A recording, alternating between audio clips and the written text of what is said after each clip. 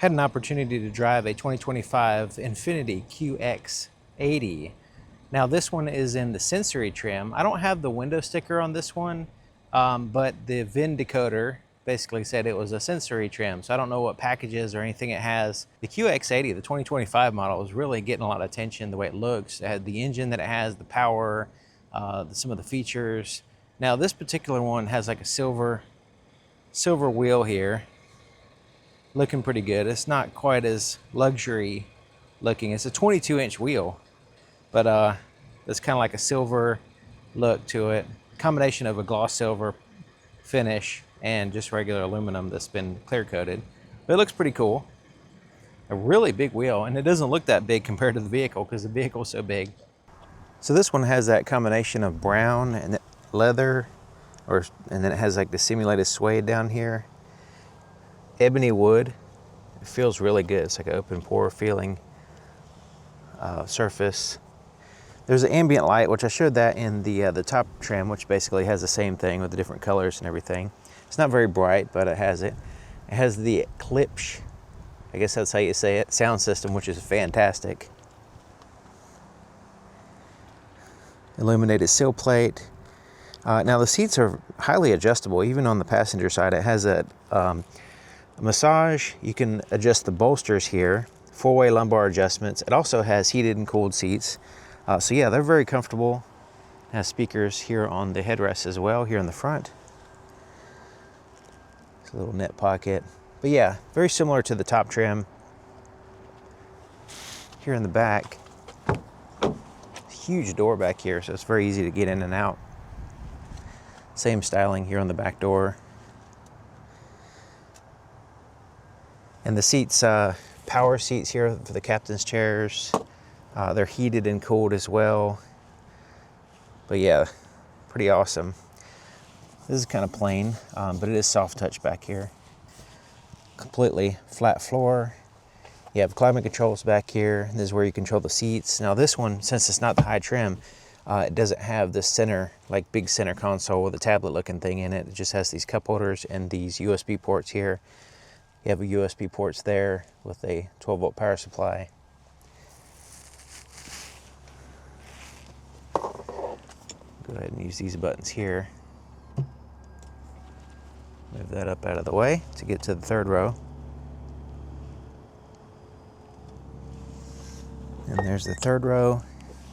Lots of room. It only has the car seats on this left side. Car seat attachment, doesn't have it on the rest. There's the ability to get out. USB port there, cup holders, little storage space. Completely flat floor, lots of room overall back here. I don't remember seeing this shelf in the higher trim that I had tested. It has like this removable shelf and repositional. Now, since these seats can recline a little bit, it has this empty space, which also, if you set things on the shelf, can fall down this way. So yeah, it has these little buttons here that you release it here and there, and you can take it out. But then you can also position it here like this, and then push it up, and then push these in there and there. And now this is more useful to me, is that way it kind of keeps things in there, and this little creates this huge cubby space. Now there's some space under the seat, under this floor that you can't get to now, but it's very solid and it keeps things in place. You know, for whatever reason you might want to have this. To me personally, I would just leave this out. Like, I wouldn't even use this. It just seems to get in the way when you're not using it. It just kind of gets in the way. No matter what I do, it's always in the way, and there's no place to put it out of the way. So while it is kind of interesting, it could be useful for some people. Me personally, you know, it's not really a thing. Has this little cubby here on the left side. It's kind of out of the way. That's pretty cool. It has this cover that whatever you put in there is going to be well hidden and completely out of the way. There's a power inverter here, 3-prong, and it's 150 watts. Not a huge amount, but you can do some stuff with it. You can also lower the vehicle back here if you need a little bit better entry height, or raise it. So this could come in handy also for hooking up a trailer, which it does have the trailer hitch underneath the cover here. This cover right under here, you're able to release that for the trailer hitch. And it has the ability to raise and lower the seats back here. So we'll go ahead and push that so you can see it, how it goes down. And it's a 60-40 split in the third row, and then it's just 2 seats there in the captain's chair so you can add to your cargo space. So yeah, it gets a pretty substantial amount of space back here when you start folding the seats down. And you can also maintain some passenger space. Let's go ahead and start it up. And one of the great things about this vehicle, it has these 2 screens here, and it has a little screen here separating some of the other controls in a more simple, easy to reach area. But the camera system is really good. Has a lot of pop-ups in here when you first start it up. But yeah, there's the navigation map. But yeah, I've mentioned this in the other video with the higher end vehicle, but the camera system is fantastic. So you had that top-down view, and then you have the front or the back view, and you can change the different views here. So you can have the front view and then the sides of the vehicle, so you can see right where the tires are. You can have just the wide front view, and then you can have this, what they're calling a invisible hood view. So you can actually see the wheels as I turn them, and you can have active guidelines as well. So yeah, and I went over. I have a video just showing just the camera system, like a whole video just on the camera systems on this vehicle. So yeah, just kind of showing you that even this trim level has all these different capabilities. You have different views here on this screen as well, and also having the rear view camera in addition to the backup camera and the rear view mirror, is excellent, because sometimes you have a lot of people or cargo in the back, and being able to actually see behind you when all that stuff, anything is getting in the way. So like this right here, there's nothing in the way right now, but if there's passengers there or you have a bunch of cargo piled up, there's a little small mirror window back there, and you have blind spots. So this gives you a direct view behind the vehicle, which you can adjust the brightness, the position, and all that stuff as well. And then this one has the sunroof, the full panoramic sunroof as well. So yeah, roof rails and all that stuff, roof racks. So yeah, there's so many features on this one. I mean, it's very similar to the other one. I mean, it's almost identical.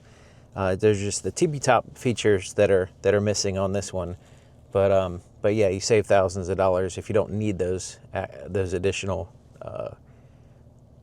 those tippy top features, And I'll have it in the description. I'll have it all laid out. I have actually a link to it because there's too much to fit in the description.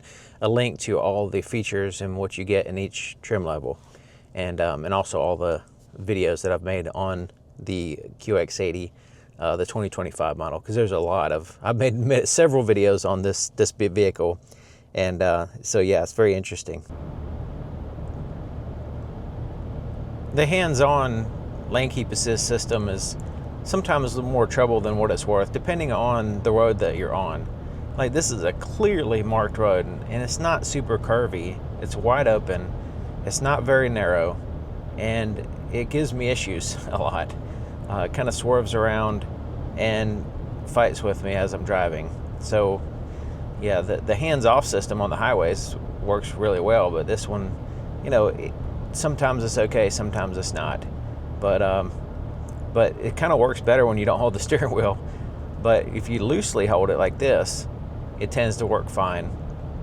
But if you're really gripping the steering wheel like you're really supposed to, then it kind of fights with you, and then it'll try to get you too close to the line, and you try to fight against it, and it pushes you into the line basically sometimes, and then it gives you an alert that you went over the line. It's like I'm trying to avoid doing that. That's why I'm trying, that's why I'm fighting with the system constantly.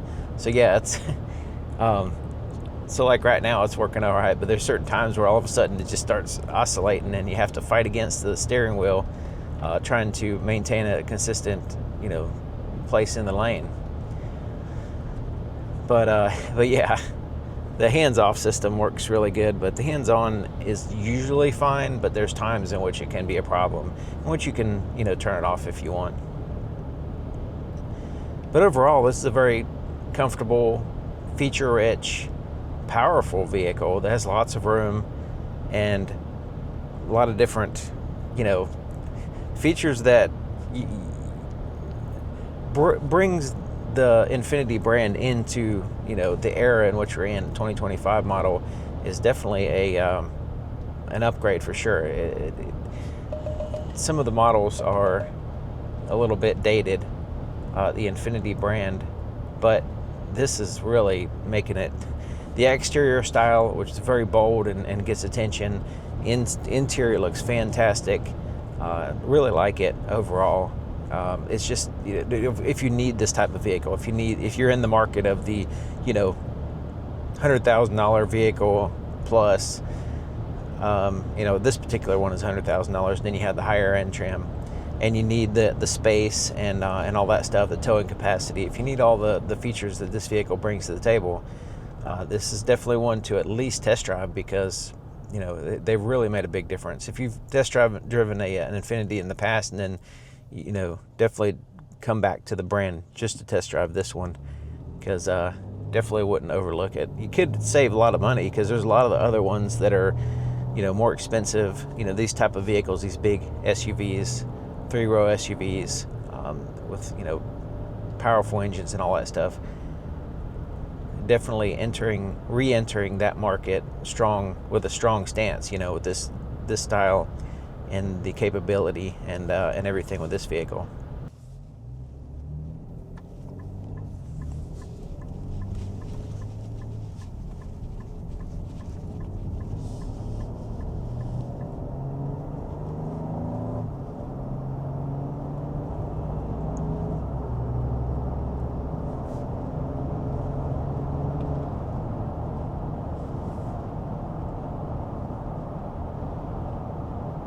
Okay, so this highway should have the hands-free system.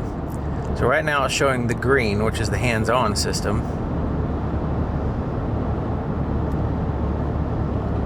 And there we go, it turns blue. So now we have the hands-free. So now I can let go of the steering wheel, and the hands-free seems to work better than the hands-on. Feels more solid in the middle of the road, and not too close to the edge. We'll see it when people pass me. Sometimes a passing car will make the system deviate a little bit for some reason, on some vehicles anyway, or some brands, some systems. So yeah, here comes a car here, showing it on my blind spot. There's a slight swerve there, yeah. But seem to handle that okay. So yeah, we're hands-free right now. 70 miles per hour, no hands on the wheel, no foot on the pedal. But it does have a camera here, just making sure that I'm looking at the road. So yeah, we got another car passing. Alright, seems to handle that, no problem. Handle some bumps. I like the little animation thing they have down here, a little picture showing you that there's vehicles in the blind spot, and then moving across. It shows the lines. It actually shows 2 vehicles now.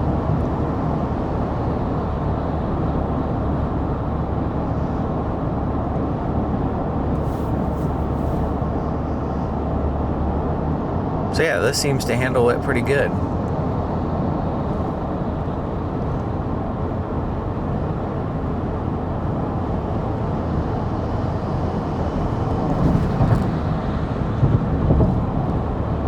And the lines aren't very clearly marked either. Like, they're barely visible to my eyes. They're like faded really bad right now, but it's able to see them enough to keep the system on. Got a little swerve there, but merging traffic ahead, watch out for merging vehicles. Okay. Just give us a little heads up there.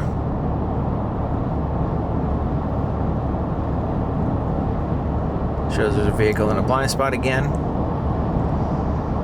So I have it on the heads-up display. I got to have it on the screen here, and the illuminated little triangle on the side mirror illuminates when there's a vehicle in a blind spot.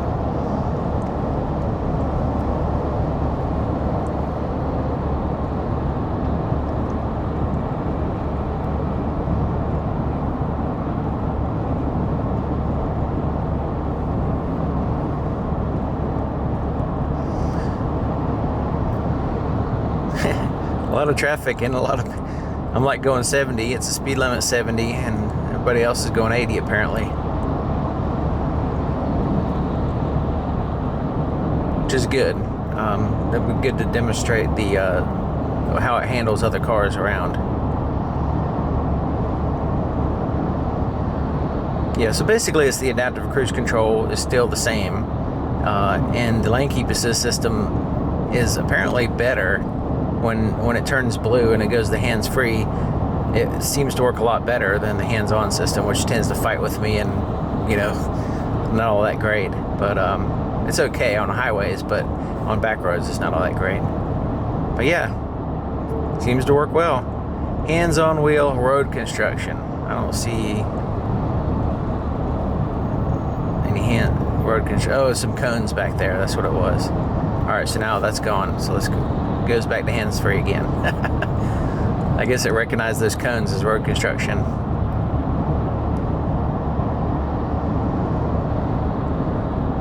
Yeah.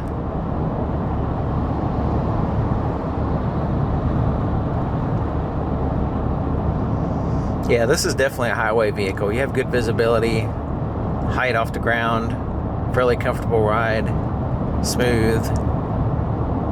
Yeah, this is really good for long trips, I would say. You have pretty decent amount of room here with a lot of passengers, and the hands-free system is working well.